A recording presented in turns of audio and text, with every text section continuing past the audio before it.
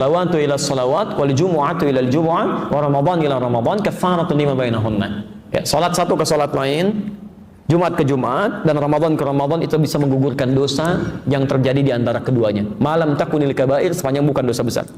Di Anda zuhur punya dosa, ya, dosa-dosa kecil, asar salat. Jadi pas salat asar itu dosa kecilnya hilang. Otomatis itu. Ya. Kenapa salah satunya? Karena saat Anda salat Anda mengucapkan kalimat istighfar. Bukankah ruku kita mengucapkan istighfar? Subhanakallahumma bihamdika, Allahumma ighfirli. Sujud Anda istighfar. Kalau Anda baca subhana rabbiyal a'la, bukankah duduk di antara dua sujud bahasa istighfar? Kalimat pertama dalam duduk di antara dua sujud apa? Rabbil firli, itu istighfar. Jelas ya? Baik. Kalau sudah jelas, saya tahan sebentar, saya jawab dulu ini. Kalau sekiranya dianggap cukup, kita belum bawa obat yang maaf, kadar penyakitnya cukup berat ya, yang mikirin orang gitu kan, Masya Allah, terus yang macam-macam lah, pokoknya hidupnya nggak tenang ya. Yang awas, yang paling berbahaya itu dalam urusan ibadah, nanti saya bahas lebih jauh lagi. Itu kata Quran, ada orang-orang yang dia merasa berbuat baik sebetulnya banyak salahnya, dan itu penyakitnya lebih dahsyat ya. Saya jawab dulu ini ya. Mau tanya Pak Ustadz, boleh? Enggak. Oh ya. Boleh nggak jika nggak sholat malam tahajud tapi ikut sholat berjamaah subuh di masjid? Ya, bukankah pahalanya seperti sholat malam sepanjang malam? Masya Allah, luar biasa ya. Hitung-hitung pahala seperti, wah, hitung-hitungannya pintar itu ya. Nanti kalau semua seperti ini, nggak ada yang haji dan umrah, karena sholat syuruk itu senilai haji dan umrah. Kosong itu Ka'bahnya dari orang Indonesia, Masya Allah. Ya, itu luar biasa. Baik. Kalau cuma mengukur pahala, memang betul. Sholat subuh berjamaah itu pahalanya juga tinggi. Ya, orang yang sholat subuh berjamaah di masjid dia tunaikan, bukan cuma mendapatkan seperti ini, bahkan lebih daripada dunia dan seisinya, baru sholat sunnahnya saja. Ya, misalnya di hadis Muslim yang semacam ini, di hadis Muslim hadis 724 sampai 729. Dimulai dari sholat sunnahnya dulu. Raka'atul fajri khairun minad dunya wa ma fiha. 2 rakaat sebelum fajar itu berapa pahalanya? Tuh, sudah salah lagi. Bukan dunia dan seisinya, lebih baik. Kalau lebih itu berarti lebih, bukan pas. Lebih dari, berarti dunia dan seisinya pun itu masih ya. Dan kalau Anda bisa tunaikan sholat fardunya, Masya Allah, itu mempercepat ke surga, diberikan pahala berlipat. Dan seperti halnya sholat malam kalau berjamaah tanpa putus, itu maksudnya bukan sholat malamnya, tapi meraih pahalanya semisal itu. Kalau Anda tanya boleh tidak, boleh-boleh saja, silahkan. Tapi kalau Anda tunaikan sholat malamnya, Anda mendapatkan keutamaan yang lebih daripada ini. Ingat ya, keutamaan sholat malam itu bukan cuma sholat malamnya saja yang ada pahalanya, tapi banyak melimpah pahala yang lainnya. Satu, mudahnya doa dikabulkan. Jadi kalau Anda cuma sholat subuh berjamaah saja, tidak sholat malamnya, Anda tidak mendapatkan kemudahan pengabulan doa. Yang kedua, ada jaminan 4 kebaikan diberikan. Anda sholat subuh berjamaah tapi tidak tahajud, tidak mendapatkan 4 kebaikan ini. Ada di Quran surah ke-17 ayat 79 sampai 81. Tahajud itu bisa mengangkat derajat di karir terbaik dalam pekerjaan Anda, memudahkan urusan Anda, melepaskan dari kesulitan, plus ditolong Allah saat Anda disakiti oleh orang lain. Anda sholatnya khusyuk 5 waktu tapi tidak tahajud, Anda tidak mendapatkan 4 kemuliaan ini. Yang selanjutnya, ahli tahajud itu ahli taman surga. Anda khusyuk sholat fardunya, Anda tidak tahajud, Anda nggak akan masuk ke taman surga. Ya, tingkat yang paling indahnya. Yang selanjutnya, ahli tahajud itu dekat dengan Nabi. Ya, maaf, dekat dengan Nabi. Nabi aja tahajud, Nabi Rasul dijamin masuk surga, masih tahajud. Anda bukan Nabi, bukan Rasul, Masya Allah gitu kan. Baik, Allahumma sayyiban nafi'an. Allahumma sayyiban nafi'an.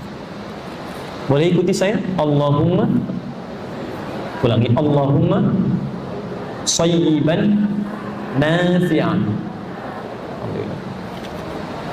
Itu doa turun hujan ini.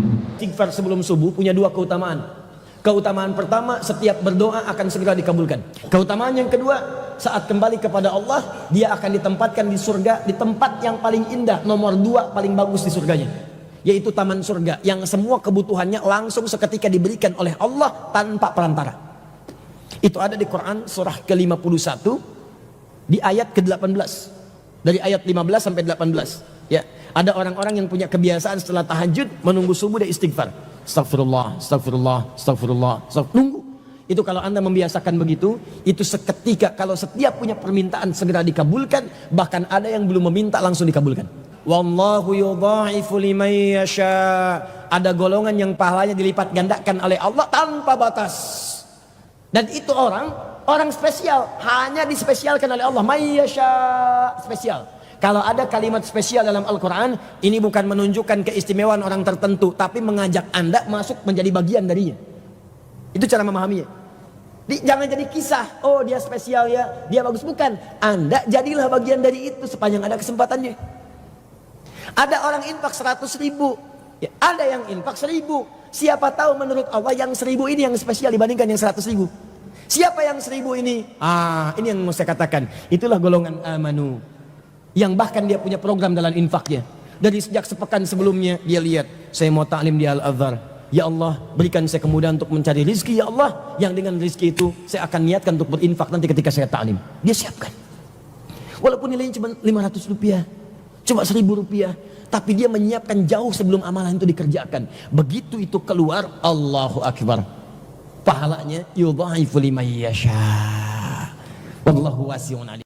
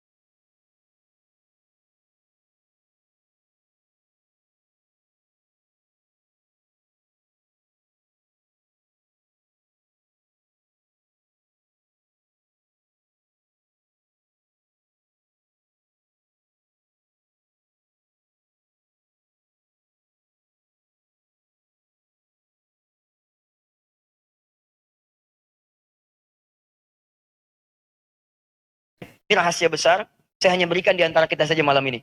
Ya, fokus baik-baik. Kalau Anda sedang minta dalam sujud, maka minta yang paling utama. Dalam sujud itu, yabtaghuna fadlan minallahi wa ridwana. Mereka memohon banyak kemuliaan dari Allah Subhanahu wa taala. Terbanyak. Bagaimana cara memintanya? Innal ladzina kafaru, awas, bi ayatina saufa nuslihim nara. Kafaru. Orang-orang yang ingkar terhadap ayat-ayat kami. Baik dari golongan yang tidak beriman, atau orang yang ikut-ikutan pekerjaan yang tidak beriman.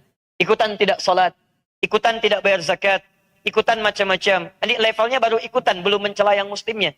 Mencela sih enggak, cuman ikut-ikutan enggak ibadah. Itu paling minimal, tarik ubun-ubunnya. Nusli itu ubun-ubun ditarik. Naro, kami masukkan ke neraka. Dan kalimat nusli itu bukan sekedar dimasukkan, tapi tarik ubun-ubun kayak dicelupkan. Bikin teh celup, pernah bikin? Ya, kan teh celup itu dibikinkan begini. Masuk, angkat, angkat, kan? Baik ya, digoyang-goyang dikit kan, dan dinaikkan lagi. Nah itu begitu. Jadi begitu dicelupkan, kullama nadijat juluduhum, begitu dicelupkan hancur semua tubuh dan kulitnya. Kenapa disebutkan kulit? Karena kulit indera perasa yang paling peka. Ya, jadi kalau hancur semua hancur tubuh. Tapi badalnahum juludan ghairaha, diangkat lagi, sembuh lagi semua. Kulitnya ditumbuhkan lagi baru. Ya, kalau nggak percaya silahkan aja nanti lihat ya. Lihat aja, lihat, jangan dirasakan, lihat nanti lihat ya. Awas, jangan ikutan, itu disampaikan untuk kita hindari, bukan dicita-citakan. Jelas ya? Jadi begitu diangkat, sembuh lagi, celupkan lagi. Itu satu harinya 1.000 tahun. Yaumin kana miqdaru alfa sanatin mimma ta'udun. Di seharinya 1.000 tahun. Sedetiknya 48 hari. Jadi kalau dicelupkan ke situ sedetik saja, rasanya 48 hari. Silahkan kalau mau coba gitu kan. Tapi kita diinfokan untuk kita hindari, bukan untuk dicita-citakan. Nah, kalau kemudian dia non-muslim, belum beriman, dan kita doakan supaya beriman pada Allah Subhanahu wa Ta'ala, kita dakwahi dengan kelembutan, kita tampilkan akhlak yang mulia, nah itu orang yang disebut dengan kafir namanya. Kafir. Makanya hati-hati menyebutkan kata kafir. Ya, kafir itu tidak beriman, non-muslim orangnya. Sifatnya pada umumnya, ada yang disebut di Quran, dia tidak, melukai, tidak menyerang, cuman kadang-kadang suka ngajak-ngajak. Ya, kafir. Jamaknya kafirun. Jamaknya kafirun. Kata kafir itu, kalau sudah jamak, itu tidak ada muannasnya. Seperti gini, muslim. Perempuannya apa? Muslimah. Baik ya? Muslim jamaknya muslimun, perempuannya muslimat. Mukmin jamaknya mukminun, perempuannya mukminat. Kafir jamaknya kafirun, perempuannya enggak usah ngarang. Kafirat enggak ada, Bu. Enggak ada. Nah, itu ada bentuk jamak yang sudah mencakup laki-laki dan perempuan. Kalau Anda belajar sesi bahasa Arab, itu ada jamak yang nggak bisa itu dipahami dengan menambahkan alif ta jadi perempuan. Itu semuanya adalah laki-laki dan perempuan. Seperti hadirin, nggak ada hadirat. Cuman di Indonesia ada hadirat. Ya, silakan cek di Arab. Ayyuhal hudur hadirin. Jadi hadirin itu mencakup laki-laki dan perempuan. Jadi jangan terlalu kreatif, nggak usah ditambah lagi hadiratnya. Bikin bingung malah itu bikin bingung kalau di Arab ya. Di kita nggak apa-apa lah ya. Baik, kembalikan. Nah, jadi dulu pernah ada yang datang kepada Nabi Muhammad SAW, beberapa utusan. Muhammad, kita memang beda, gak usah berselisih. Ya, kita gantian aja. Malam ini kami nyembah Tuhan. Kamu nyembah Tuhan kita. Maka turun satu surah langsung namanya Al-Kafirun. Dengan orangnya langsung. Qul ya ayyuhal kafirun. La a'budu ma ta'budun. Sampai ujungnya lakum dinukum waliyadin. Mohon maaf, ya Anda yang masih terhalang. Kafir itu masih terhalang. Sopan, belum mau menerima hidayah. Dan mereka mengakui. Kami memang masih terhalang, penutup diri kami, belum mau buka. Makanya ketika disebut kafir, dia nggak marah. Qul ya ayyuhal kafirun. Apa? Oh, tidak. Ya, dia paham. Bahasanya sopan, karena itu dia terima. Oh, baiklah kalau begitu. Kamu belum bisa terima, nggak apa-apa. Di ujungnya lakum dinukum waliyad. Itu toleransi paling tinggi. Toleransi paling tinggi dalam beragama itu namanya zero tolerance. Itu paling tinggi.